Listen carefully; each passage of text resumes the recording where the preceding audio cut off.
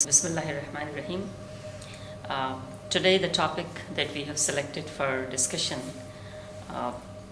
is the division between Dunya and Deen.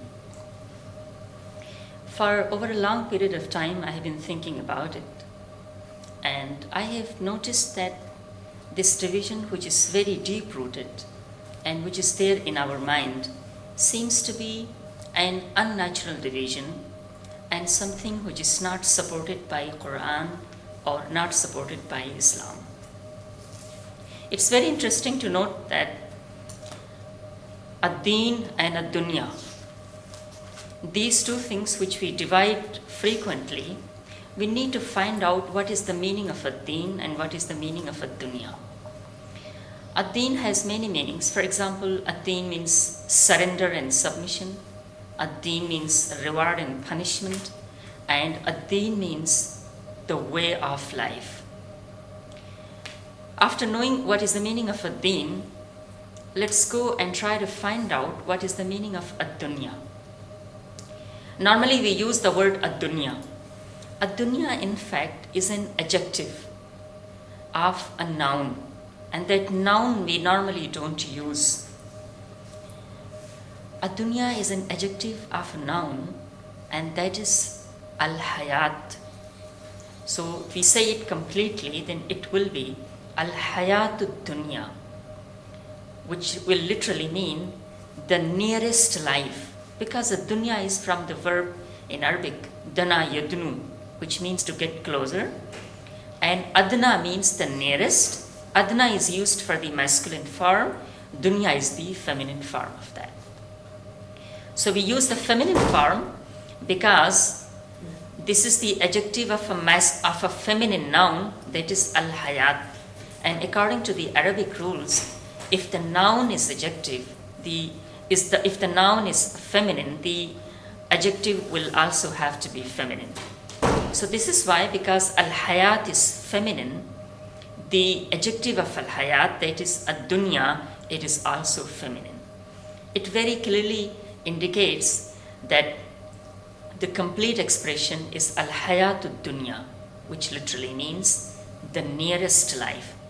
And what is the meaning of the nearest life, that is al-hayatu dunya, is also explained by al-akhirah, which is frequently used in Qur'an and which is among the most important things, or one of the very important things discussed in the entire Qur'an.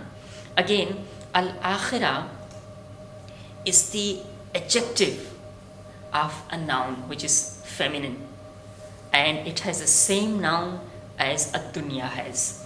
Just as al-hayat is the noun of ad-dunya adjective, in the same manner al-hayat is the noun for al-akhirah, which is the adjective.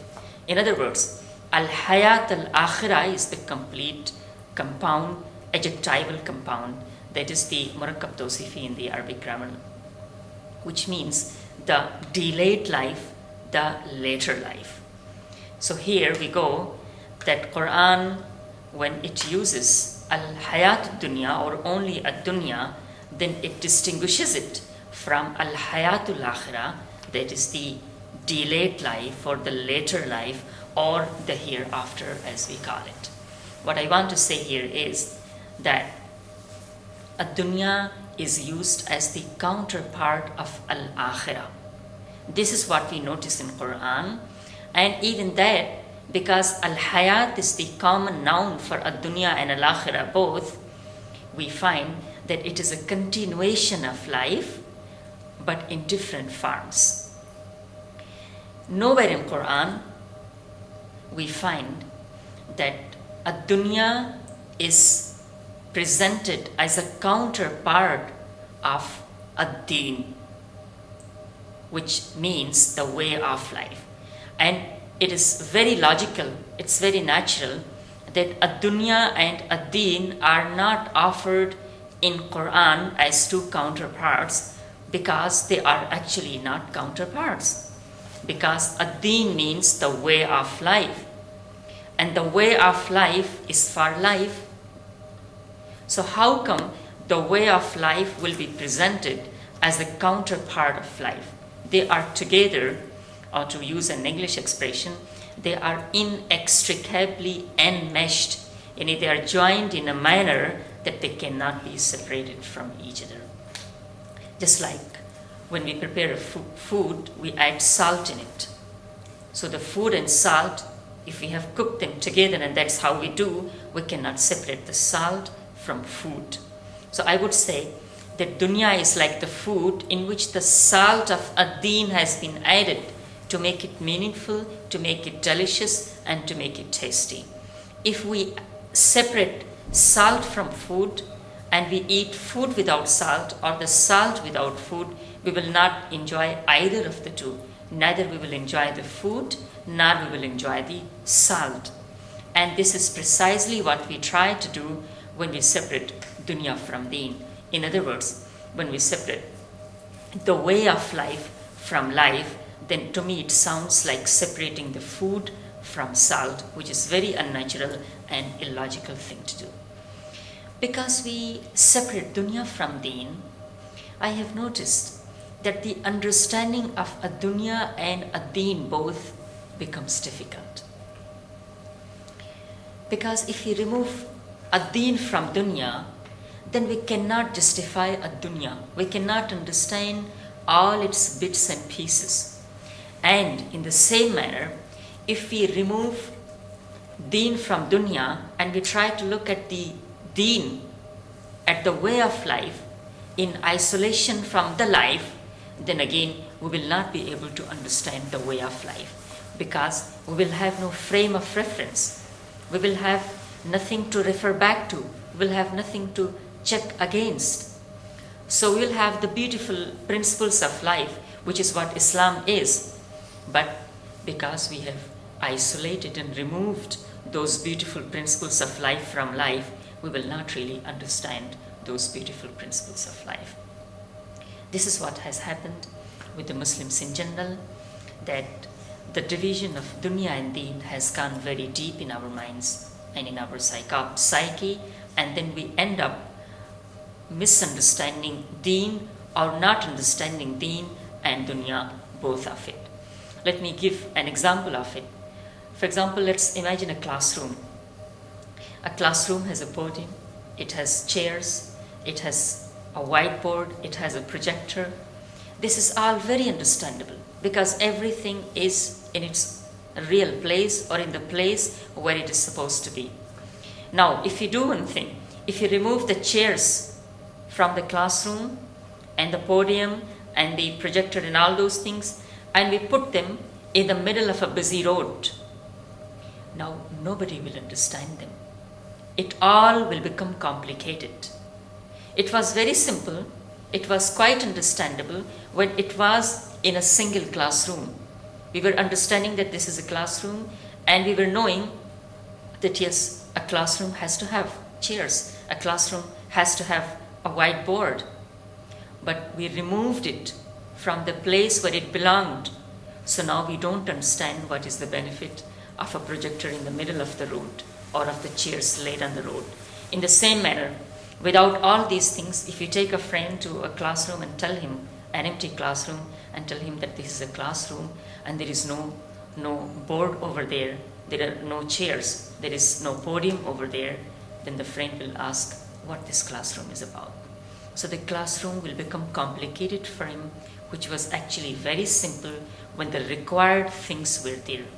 This is what has happened in our case, that Islam, which was very simple to understand, if we relate it with life 24/7, has become complicated and is not able to understand, despite the fact that we have millions of books and millions of lecture.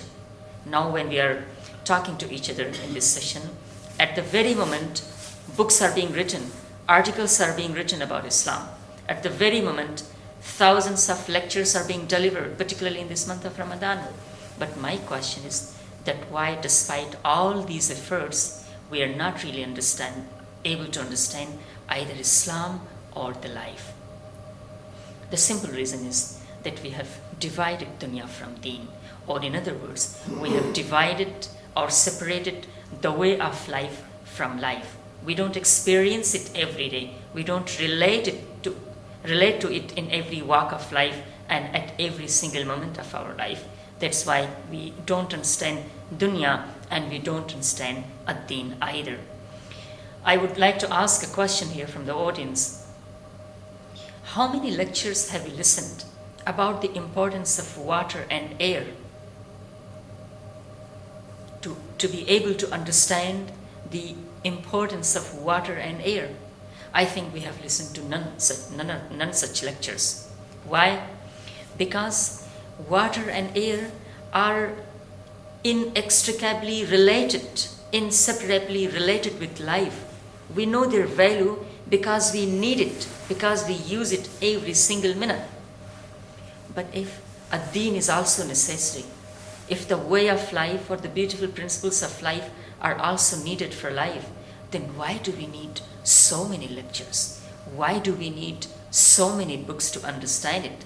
If you don't need a book to understand the importance of the rays of sun and the importance of sun, if you don't need a book to understand the importance of oxygen, if you don't need so many lectures to understand the importance of air and water and other things that we use every day and every minute in our life, then why do we need so many books and so many lectures to understand the importance of the way of life for life? The simple reason is that we have divided dunya from deen. And we have divided dunya from deen because we as a people are lost in details. This is a topic of another session with the respected audience. We will come back to this. But we are lost in the details in the sense that we reach to Qur'an for understanding Islam, but then we reach to verses, we reach to surahs, but then we never try, or we don't try as much as we should to reach to the crux of it. For example, we do not try to look at Qur'an as a whole. If we look at Qur'an as a whole, we will find that Qur'an does not divide dunya from deen. Qur'an does not divide the way of life from life. It rather joins both of them together, and it talks of ad-dunya and al-akhirah. It does not talk about ad-dunya and ad-deen. This is what I mean, that we have to reach to the crux of the book in order to be able to understand Islam in a simple manner. And if we join Islam, that is ad-deen, with ad-dunya, that is, in other words, if we join the way of life with life, we will find that Islam is a very easily understandable religion. But it becomes complicated if we separate the two. I keep saying that Islam is as simple as philosophy, and Islam is as complicated as common sense. What I understand from this is that because common sense is not so common, we have actually made Islam complicated. Just as we have made common sense complicated. So if we regain this common sense, if the common sense again becomes common, we will see that Islam is very simple to understand. It's a very easily understandable way of life. But the condition is that we have to relate this way of life with life. Otherwise, the way of life will remain complicated, and otherwise the life will also remain complicated. Thank you very much. Wassalamu alaikum warahmatullahi.